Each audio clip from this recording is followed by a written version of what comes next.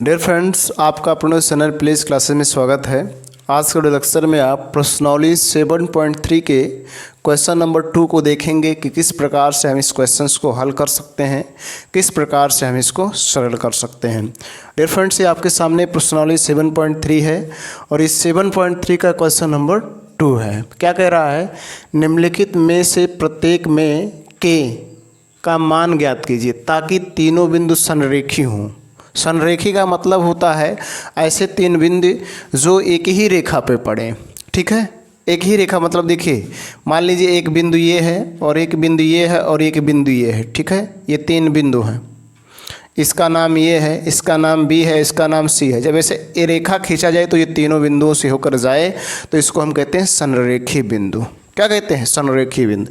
अब देखिए, अगर तीनों बिंदुओं से होकर जाएगा तो त्रिभुज का निर्माण नहीं हो रहा है। तो जब त्रिभुज नहीं बनेगा तो उसका क्षेत्रफल क्या होगा? तो ऐसे स्थितियों में क्षेत्रफल के बराबर हम 0 रखते हैं और यदि ऐसा रखेंगे, ऐसा हो जाए, 0 आ जाए त्रिभुज का क्षेत्रफल, तो समझिए संरेखी है। ठीक है, तो आपको क्या करना है देखिएगा ध्यान से। नंबर 1 है, नंबर 1 डाल दीजिए और उसके बाद हल डाल दीजिए। ठीक है, हल डालने के बाद सीधे यहाँ लिख दीजिए दिया है। दिया है, क्या दिया है? तीन बिंदु दिए हैं, यानी एक बिंदु ये है, एक बिंदु ये है, एक बिंदु ये है।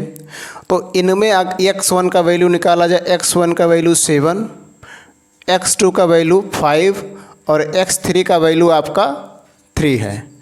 इसी प्रकार से आपने y1 का वैल्यू निकालना। y1 का वैल्यू -2, y2 का वैल्यू 1 है और y3 का वैल्यू k है।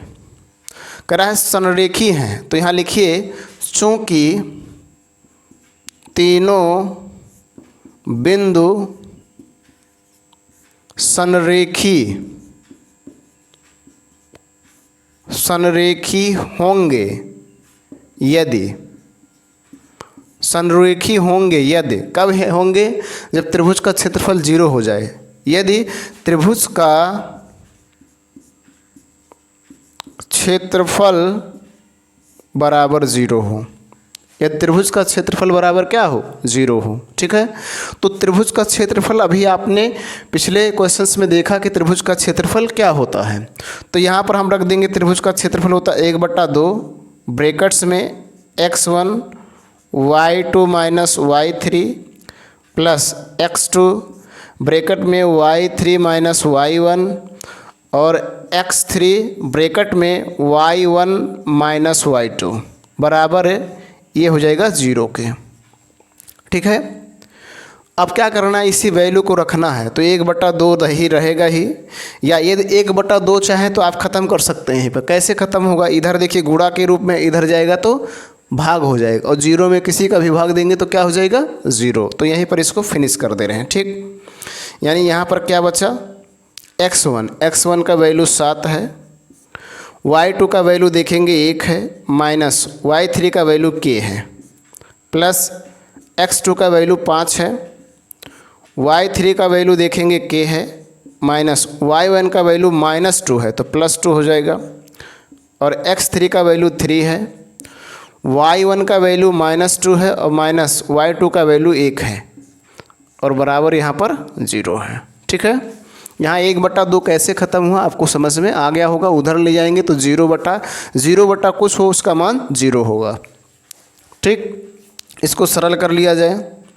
यहाँ क्या हो जाएगा? 7 और यहाँ हो जाएगा 1 - k और प्लस यहाँ पे देखेंगे वही रहेगा 5k + 2 और यहाँ पर देखेंगे प्लस हो जाएगा 3 और यहाँ पर गुणे हो जाएगा प्लस गुणे माइनस माइनस जुड़ जाएगा -3 हो जाएगा बराबर 0। ठीक है, इनको गुणा कर लेते हैं। गुणा करेंगे तो हो जाएगा 7 और -7k। ठीक है, और प्लस ये हो जाएगा 5k और प्लस ये हो जाएगा 5 दूना 10 और ये प्लस गुणे माइनस हो जाएगा -3 × 9 बराबर आपको मिल गया 0। ठीक, आगे देखिएगा, इसको यहाँ पर देख लीजिए। ये देखिएगा 7 है और ये 7 है और ये देखिएगा 10 है और ये 9 है। अगर यहाँ देखिए प्लस है, ये माइनस है, तो 10 में से 9 घटा लेंगे 1 आ जाएगा, ये भी प्लस है तो हो जाएगा 8। यानी यहाँ पर आपको मिल गया क्या 8 प्लस यहाँ पर देखेंगे ये माइनस है ये प्लस है 7 के 5 के प्लस माइनस घटेगा जो बड़ा होगा चिन्ह लगाएंगे माइनस क्या आ जाएगा यहाँ पर आ जाएगा -2 के बराबर आपको मिल गया 0। इसको हल कर लेंगे तो क्या हो जाएगा 8 - 2 के बराबर 0। 2 के को उधर ले जाइए तो क्या हो जाएगा 8 बराबर हो जाएगा 2 के प्लस है माइनस से प्लस हो जाएगा। के बराबर अगर आप निकालेंगे तो मिल जाएगा 8/2 तो के का मान हो जाएगा 4। के का मान क्या हो जाएगा 4। यही आपको के का मान बताना था। देखिए के का मान ज्ञात कीजिए, ठीक है। तो इस तरह से आप के का मान निकाल सकते हैं, ज्ञात कर सकते हैं। तो डियर फ्रेंड्स, आपने क्वेश्चन नंबर 1 को देखा। अब आप क्वेश्चन नंबर 2 को देखेंगे किस प्रकार से हम क्वेश्चन नंबर 2 को हल कर सकते हैं। तो सेम करना है आपको, नंबर 2 डाल देना है और हल लिखना है। फिर हल लिखने के बाद लिख देना है दिया है। जिस प्रकार से आपने 1 को किया उसी प्रकार से 2 को भी करना है, ठीक। तो x1 का वैल्यू कितना है 8 है, x2 का वैल्यू k है और x3 का वैल्यू 2 है। ऐसे y1 और y2 का वैल्यू लिखेंगे। y1 का वैल्यू 1 है, y2 का वैल्यू -4 है और y3 का वैल्यू -5 है। संरेखी हैं तो यहाँ लिखेंगे चूँकि तीनों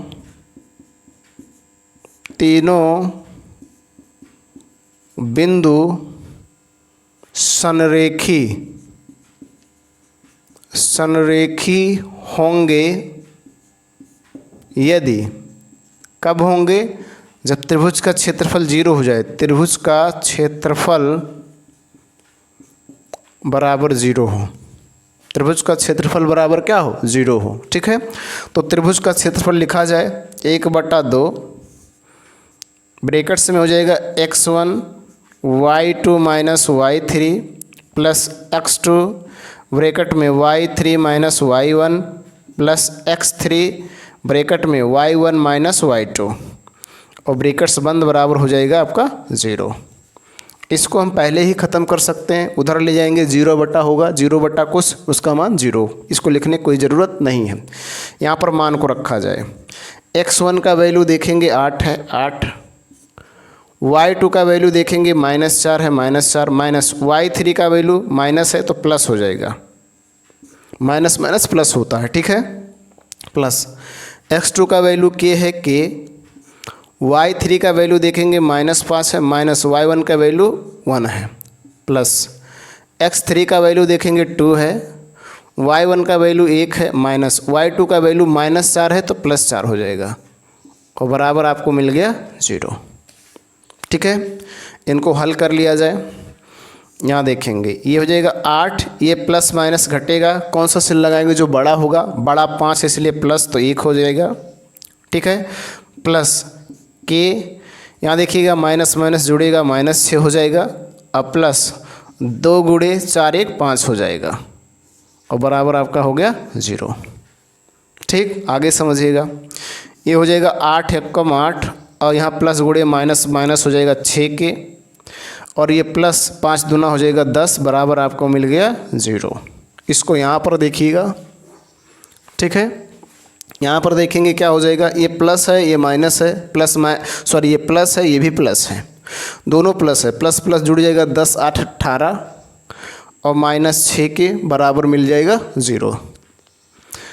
इस 6 को उधर ले जाएंगे तो 18, ये माइनस है प्लस हो जाएगा और के बराबर आप निकालेंगे तो हो जाएगा 18/6, के का मान आपको मिल जाएगा 3।